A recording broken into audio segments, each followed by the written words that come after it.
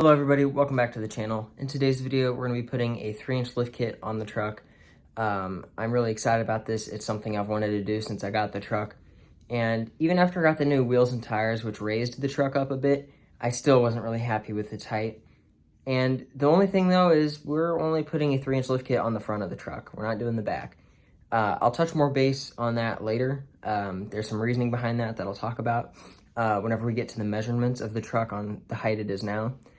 But anyway, it's currently 18 degrees out here in central Illinois, so we are going to be doing the install at my friend Elijah's house. Only thing is, he gets off of work at 5 o'clock, and it's like 4:30 right now. And also, the UPS guy hasn't delivered the package yet. So hopefully he delivers the package before 5:30 is whenever we want to start working on the project. But yeah, so hopefully we can work on it in his garage, where it's nice and heated.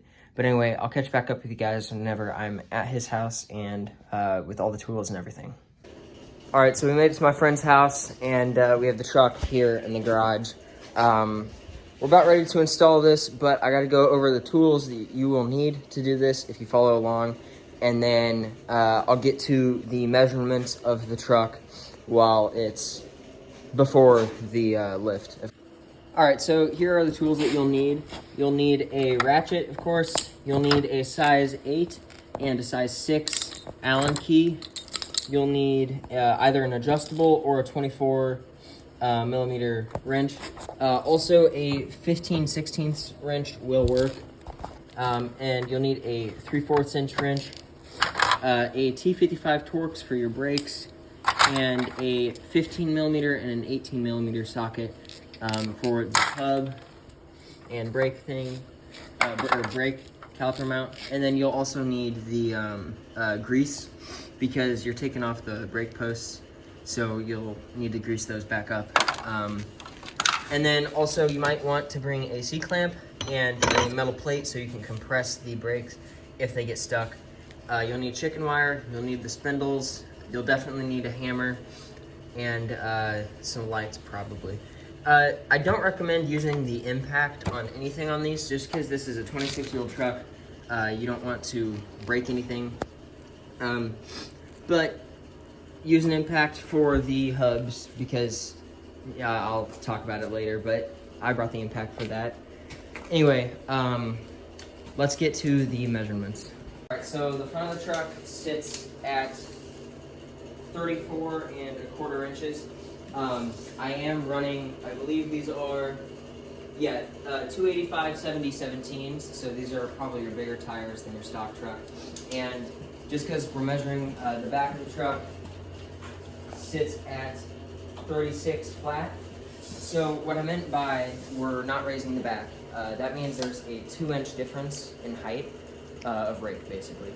So a 3-inch lift is going to basically make the truck squat 1 inch. I don't need to put 3-inch lift blocks on the back. If I decide that it's too squatted, I will put 2-inch lift blocks on the back, and that will level it out 37 inches each side. But anyway, I'm going to jack the truck up, take the wheels off, and I'll be with you guys. All right, everybody, so we have the truck jacked up right now. And first things first, I'm running 1/2-inch wheel spacers on this truck because the truck's rubbing on the sway bar. And you probably already know this, but the stock spindle is more tucked in than the aftermarket one. So the lift spindle will push the wheels out past the fender. So I'm not going to be putting these back on because, unless I have to. But I don't want to put these back on because I don't want to make the track width any more offset than I have to. The back will still have wheel spacers on it, but that one won't. Okay, so first step, there are 2 bolts right here on the brake caliper, and they are T55 Torx bit. And I recommend spraying everything with WD-40 before you do this, just like a week before, because this is really crusty. It's a 26-year-old truck. But we're going to take these off. There's 2 bolts right here, and then we can continue taking things apart. All right, so whenever you have the brake caliper out of its spot. Take your chicken wire, put it through one of the loops here, and then tie it off at the top a good bit.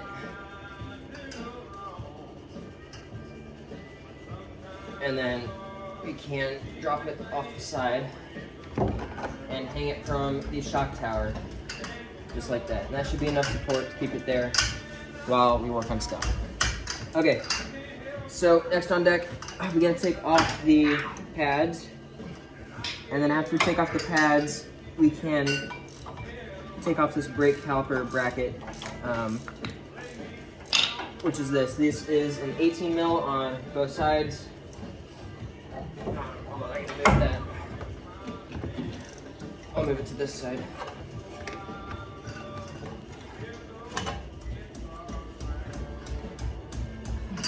All right, it'll be an 18 mil.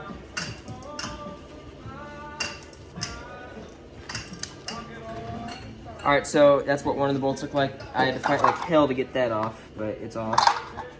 Put that in one. And then here's the other one. We gotta get this one off. All right, so now we have the brake caliper bracket off. We'll set that down here. Here's the other bolt. And once it's off, we can pull our rotor off, just like that. So now that our rotor is off, we can really get down to the gritty. So I'm gonna take some PB Blaster here and spray our brake caliper hub mounts. Not brake caliper hub mounts. I'm gonna spray our hub mounts where the bolts mount up to the hub, just to loosen up some of that rust and dirt.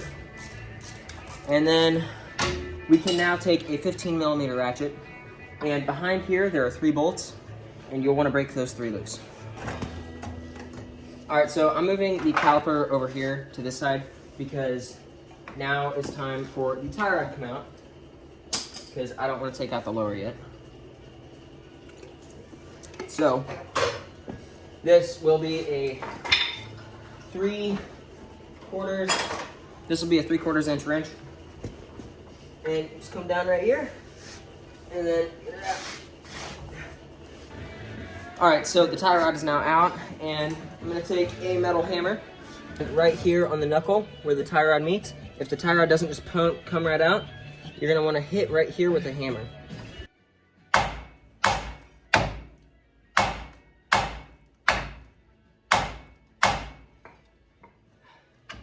There we go. Okay, tie rod's out. Hammer. All right, so he's hammering, but what we need to do now is take the lower ball joint off. And to loosen that, we're gonna need an adjustable, because I don't have any wrenches that fit it, but it is a 24 millimeter wrench. Okay, the lower is now free. What we're gonna end up doing is we're gonna put this bolt just barely back on, just a few threads, and then we will move on to the upper. Can I have your... All right, everybody, so once the upper is off, we need to move our brake caliper to an area where it is not going to get hit, because we need to use a hammer. And what we're gonna do with the hammer is we're gonna hit the knuckle right about here. And you wanna make sure that you have the nuts just started on each post, because if, once this comes down, you don't want this to, fall. So just keep it started on both posts, and take a hammer and hit right up here at the top of the knuckle, and make sure you don't hit your hub.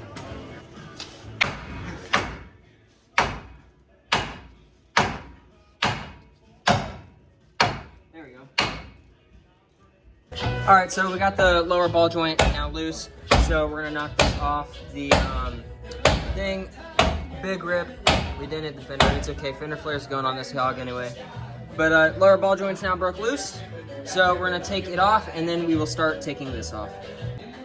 All right, everybody, we've got the upper, we got the tie rod, and we got the lower ball joint loose. Don't mind this. We kind of had to hammer it a lot, as you can tell by the war damage. Anyway, we can now take off. There you go. I'm guessing you got it. Oh, yeah.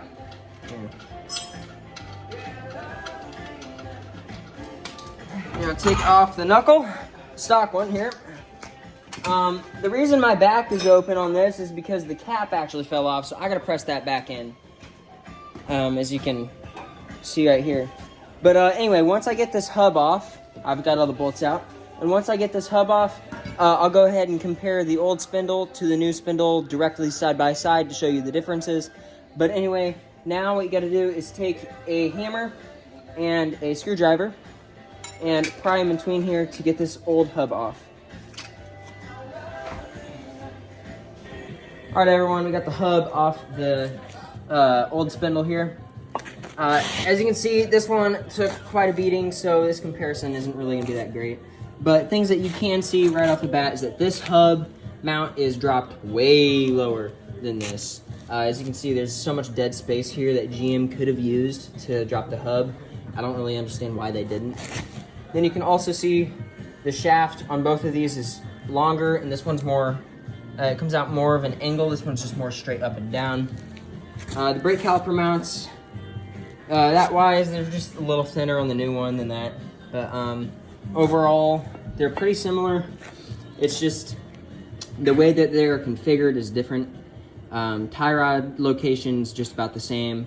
So hopefully I won't need an alignment after this. I know they tried to keep everything in the same general area to try to not have an alignment.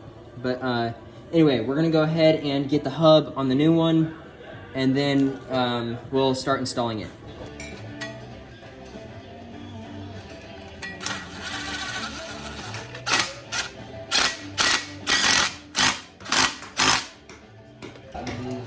All right, everybody, we're now ready to put the new lift spindle on to the truck. So here's our lower ball joint bolt right here. And what we're gonna attempt to do is at least get it started.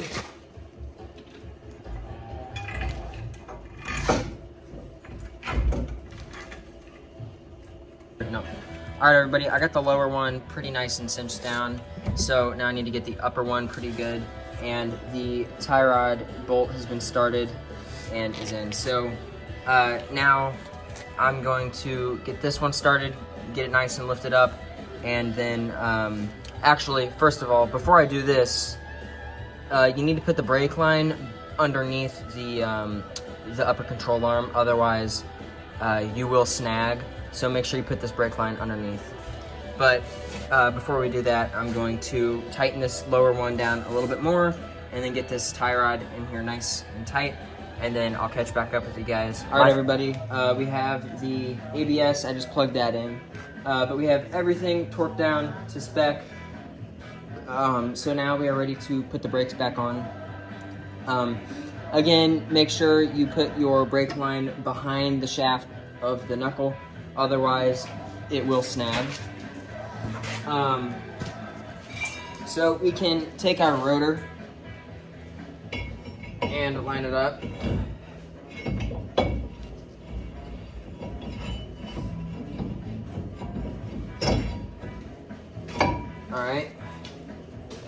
All right, so this is back on, and if you need to hold it in place, to hold it still, you can use a lug nut and just tighten it up. But what we're gonna do now is put the brake caliper bracket back on. So grab your bolts.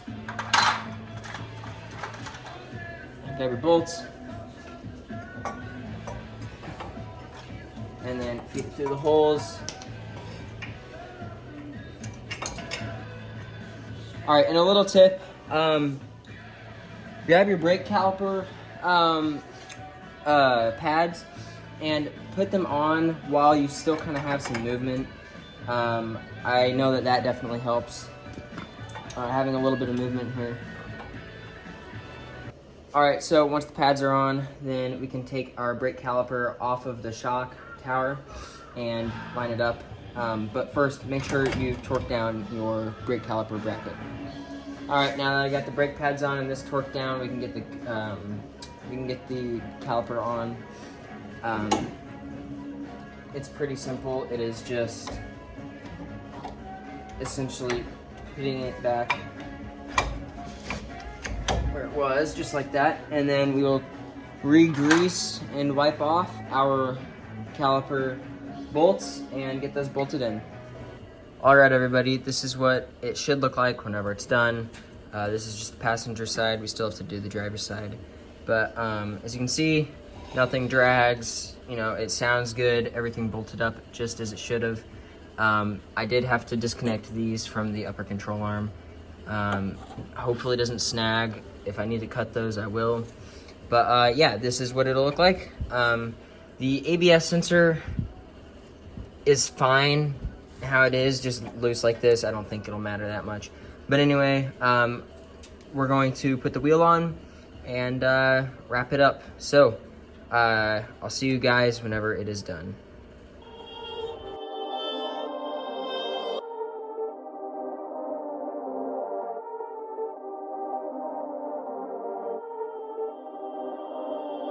Perfect.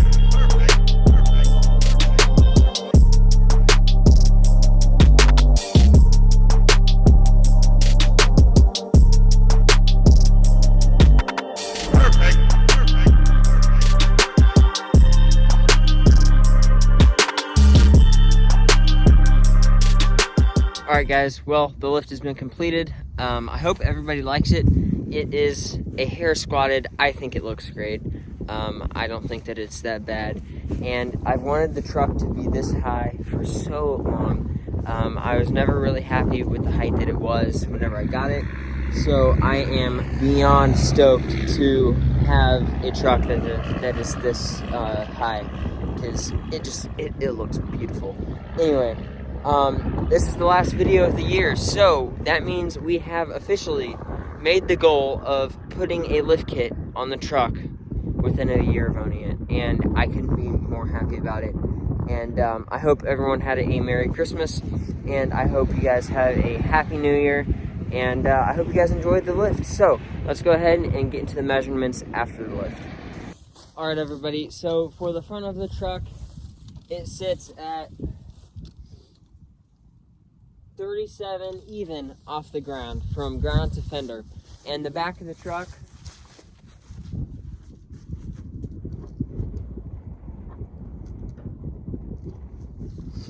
sits at 36 even. So we didn't lose anything in the back, and the front raised up almost exactly 3 inches. So I am very happy with the install. Everything went smoothly.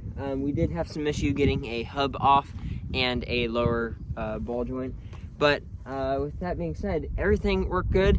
There is some rubbing on the windshield wiper reservoir. I will fix that. The windshield wiper fluid doesn't even work on the truck, so I might just delete it. But there's some rubbing there. But otherwise, I am super happy with the install, and I hope you guys are too. So with that being said, last video of 2025. I want to thank everybody who helped me on the lift kit, and everyone that has subscribed and supported me. It is a huge help. I greatly appreciate it, and I cannot express how grateful I am. So yeah, I hope everybody enjoyed, and see you guys next year. Peace.